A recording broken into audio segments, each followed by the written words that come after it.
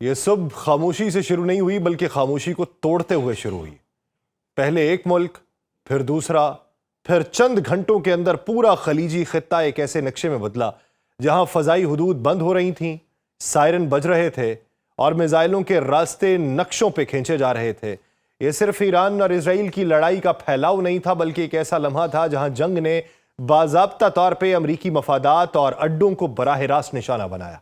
ایرانی سرکاری ٹیلی ویژن کے مطابق ایرانی مسلح افواج نے خطے میں موجود امریکی فوجی اڈوں کو نشانہ بنانا شروع کیا، اور یہ اعلان محض بیانیہ نہیں تھا بلکہ اس کے فوراً بعد مختلف ممالک سے دھماکوں، میزلز اور فضائی دفاعی نظام کے متحرک ہونے کی اطلاعات آنے لگیں۔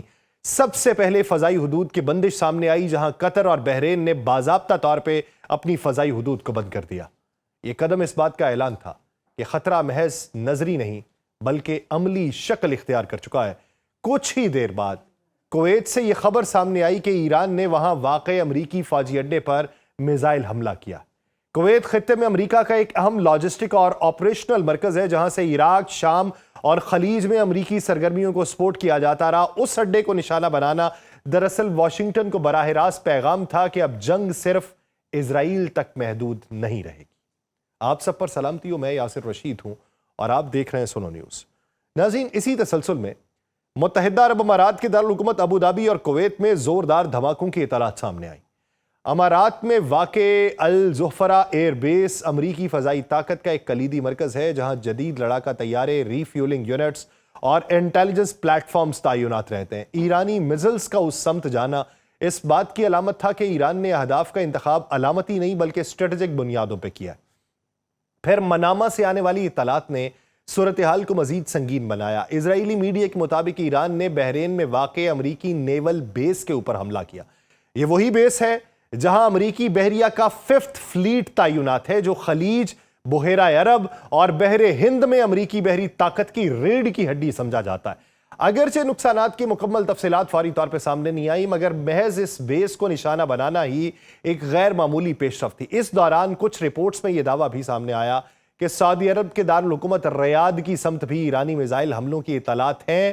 ان خبروں کی ابتدائی طور پہ آزادانہ تصدیق نہیں ہو سکی، لیکن سعودی عرب نے جب کنڈیمڈ کیا تو اس نے سعودی عرب میں اٹیک کو نہیں کیا، اس نے خلیجی ممالک پہ ہونے والے تمام حملوں کو کنڈیم کیا۔ سعودی عرب اگرچہ براہ راست ایران اسرائیل جنگ کا فریق نہیں ہے مگر امریکہ کا قریبی اتحادی اور خلیجی سلامتی کے ڈھانچے کا مرکزی ستون ضرور ہے۔ وہاں پر بھی امریکی اڈا موجود ہے۔ ایرانی حملوں کے دائرہ کار میں صرف خلیجی ریاستیں شامل نہیں رہی۔ رپورٹس کے مطابق اسرائیل بھی ایرانی میزلز کی زد میں آیا، جو اس بات کی علامت ہے کہ ایران نے ایک ہی وقت میں متعدد محاذ کھولنے کی حکمت عملی اپنائی۔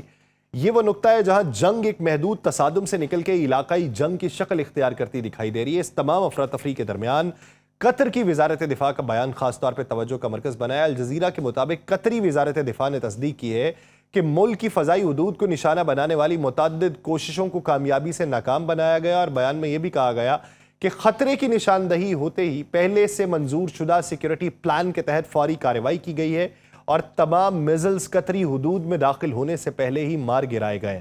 یہ بیان اس بات کا تو ثبوت ہے کہ خلیجی ریاستیں اس ممکنہ منظرنامے کے لیے پہلے ہی تیاری کر چکی تھیں۔ اب سوال یہ پیدا ہوتا ہے کہ ایران نے امریکی اڈوں کو براہ راست نشانہ کیوں بنایا؟ اس کا جواب تہران کی اس حکمت عملی میں چھپا ہے جس کے تحت وہ یہ ثابت کرنا چاہتا ہے کہ اسرائیل کی پشت پناہی کرنے کی قیمت امریکہ کو بھی ادا کرنا ہوگی، اور ایران جانتا ہے کہ اگر وہ صرف اسرائیل کو نشانہ بناتا رہا تو جنگ کا بوجھ اسرائیل تک محدود رہے گا، مگر امریکی اڈوں پر حملے واشنگٹن کو براہ راست بحران میں گھسیٹ لاتے ہیں۔ دوسری طرف امریکہ کی مجبوری یہ ہے کہ وہ ان حملوں کا جواب دیے بغیر بھی نہیں رہ سکتا۔ کھلی جنگ میں کودنا بھی اس کے لیے بے حد مہنگا ہے۔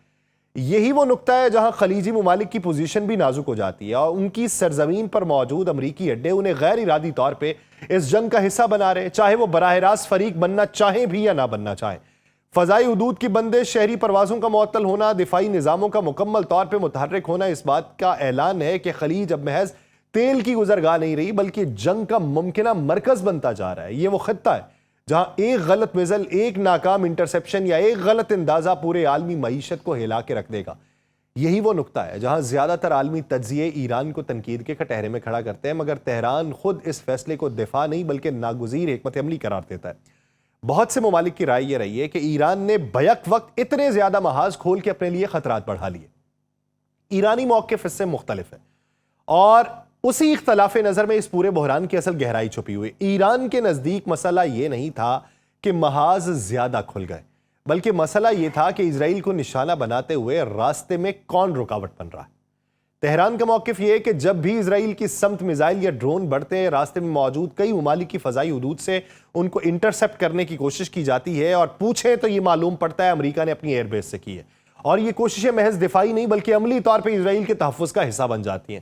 ایسے میں ایران کے لیے سوال یہ تھا کہ اگر ہدف اسرائیل ہے مگر راستے میں امریکی ایئر بیسز سے دفاعی چھتری تان دی جاتی ہے تو پھر حملہ مؤثر کیسے ہو سکتا ہے؟ تو ایرانی سوچ کے مطابق یہی وہ بنیادی نقطہ تھا جس نے حکمت عملی کا رخ بدلا۔ تہران کا کہنا ہے کہ جن ممالک میں امریکی فضائی یا بحری اثاثہ جات موجود ہیں وہ غیر جانبدار نہیں رہے، عملی طور پہ اسرائیلی دفاعی نظام کا حصہ ہیں، لیکن یہ جو حملے کیے گئے ہیں یہ ان کے اوپر حملہ نہیں ہے، ان ممالک کے اوپر حملہ نہیں ہے، ان کے شہریوں کے اوپر حملہ نہیں ہے، یہ امریکی اثاثہ جات کے اوپر حملہ ہے۔ اس صورتحال میں ایران نے یہ فیصلہ کیا ہے کہ اگر انٹرسیپشن ہو رہی ہے تو اس کا یا ہو سکتی ہے تو اس کا مرکز اور ذمہ داری واضح ہونی چاہیے۔ چنانچہ ان مقامات کو نشانہ بنایا گیا ہے جہاں امریکی اثاثہ جات موجود ہیں تاکہ یہ واضح ہو جائے کہ اگر اسرائیل کے دفاع میں میزائل گرائے گئے تو اس کی قیمت بھی ادا کی جائے گی۔ ایرانی بیانی میں یہ بات بار بار دہرائی گئی ہے کہ ان حملوں کا مقصد خلیجی ریاستوں یا دیگر علاقائی ممالک کو دشمن بنانا نہیں ہے، مقصد یہ ہے کہ جنگ کی ذمہ داری دھندلی نہ رہے۔ تہران کے نزدیک اگر کسی ملک کی سرزمین سے امریکی نظام دفاع حرکت میں آتا ہے، اگر وہاں سے میزائل روکے جاتے ہیں یا اگر وہاں موجود ریڈار اور انٹرسپٹر اسرائیل کے حق میں کام کرتے ہیں تو پھر وہ ملک غیر جانبدار نہیں ہوگا۔ یہی وجہ ہے کہ ایران یہ موقف اختیار کر رہا ہے کہ انٹرسپشن کے بعد معاملہ امریکہ پر نہیں بلکہ ان ممالک پہ آتا ہے جو اپنی سرزمین کو اس مقصد کے لیے استعمال ہونے دیتے ہیں۔ یہاں ایران ایک اہم نفسیاتی اور سیاسی لائن بھی کھینچتا ہے۔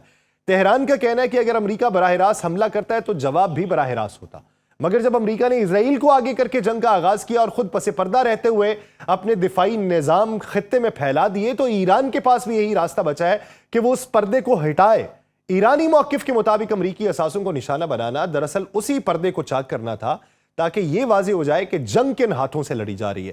اس حکمت عملی کا ایک اور پہلو بھی ہے جو اکثر نظر انداز ہوتا ہے۔ ایران سمجھتا ہے کہ اگر وہ صرف اسرائیل تک محدود رہتا تو جنگ اسرائیل بمقابلہ ایران کے فریم میں قید ہوتی، مگر جیسے ہی امریکی اڈے، بحری بیسز اور فضائی تنصیبات اس دائرے میں آئیں، معاملہ علاقائی سے نکل کے بین الاقوامی سطح پہ جائے گا۔ اور تہران کے نزدیک یہ ایک اسٹریٹجک فائدہ ہے کیونکہ اب کسی بھی بڑے تصادم کی قیمت صرف ایران یا اسرائیل نہیں بلکہ امریکہ اور اس کے اتحادیوں کو بھی سوچنا پڑے گی، جس کے لیے وہ بار بار باور بھی کرواتا رہا۔ ایران یہ بھی دلیل دیتا ہے کہ اس حکمت عملی سے خلیجی ممالک کے لیے ایک واضح پیغام ہے، وہ یہ کہ اگر وہ واقعی جنگ سے دور رہنا چاہتے ہیں تو انہیں عملی غیر جانبداری اختیار کرنا ہوگی، محض بیانات کافی نہیں ہوں گے۔ اور ایرانی نقطہ نظر کے مطابق فضائی حدود کھول دینا، ریڈار ڈیٹا فراہم کرنا یا امریکی دفاعی نظام کو اپنی سرزمین سے آپریٹ کرنے دینا، یہ سب غیر جانبداری کے خلاف اقدامات ہیں اور ان کی ذمہ داری بھی قبول کرنی ہوگی۔ پھر امریکہ کا کردار مرکزی ہوتا ہے۔ ایران یہ کہتا ہے کہ واشنگٹن نے دانستہ طور پہ خود کو براہ راست جنگ سے دور رکھا ہے مگر اپنے اتحادیوں کی سرزمین کو ڈھال کے طور پہ استعمال کیا، اور ایرانی بیانی میں یہ عمل نہ صرف غیر اخلاقی بلکہ خطرناک بھی ہے کیونکہ اس سے جنگ کا بوجھ ان ممالک پہ آتا ہے جو خود اسے نہیں چاہتے۔ اسی لیے ایران نے امریکی اثاثوں کو نشانہ بنا کے پیغام دیا کہ یہ حکمت عملی بغیر قیمت کے نہیں چلے گی۔ عالمی سطح پہ جو تنقید ایران پہ ہو رہی ہے اس کا جواب بھی تہران اسی منطق سے دیتا ہے کہ ایران کہتا ہے اگر اسے ایک ہی محاذ پہ رکھا جاتا، اگر راستے میں اس کے حملوں کو منظم انداز میں نہ روکا جاتا تو شاید اسے دائرہ وسیع کرنے کی ضرورت نہ پڑتی، مگر جب اسرائیل کے دفاع کے لیے ایک علاقائی نیٹ ورک متحرک ہو چکا ہے یا ہو سکتا ہے تو ایران کے پاس بھی یہی راستہ بچا ہے کہ وہ اس نیٹ ورک کے مراکز کو چیلنج کرے۔ بہت سارے لوگ کہتے ہیں اگر نہیں ہوا تو تب آپ نے کیسے کر لیا، تو وہ یہ جواز پیش کرتا ہے کہ اگر وہ پری ایمپٹیو سٹرائک کر سکتا ہے تو ہم پری ایمپٹیو میئر کیوں نہیں لے سکتے۔ یہی وہ مقام ہے جہاں یہ بحران ایک نئی شکل اختیار کرے گا۔ سوال یہ نہیں رہے گا کہ ایران نے محاذ کیوں کھولے، سوال یہ بنے گا کہ کیا خطے کے ممالک واقعی جنگ سے باہر رہ سکتے ہیں جب ان کی سرزمین پہ عالمی طاقتوں کے اڈے موجود ہوں، اور ایران کے موقف کے مطابق اصل انتخاب انہی ممالک کے ہاتھ میں ہے کہ وہ امریکی اثاثوں کی میزبانی جاری رکھیں گے یا جنگ کا خطرہ مول لیں گے۔ اب دیکھنا یہ ہے کہ مشرق وسطیٰ میں آگ مزید کتنی پھیلتی ہے۔ مجھے دیجیے اجازت، اللہ نے کے بعد۔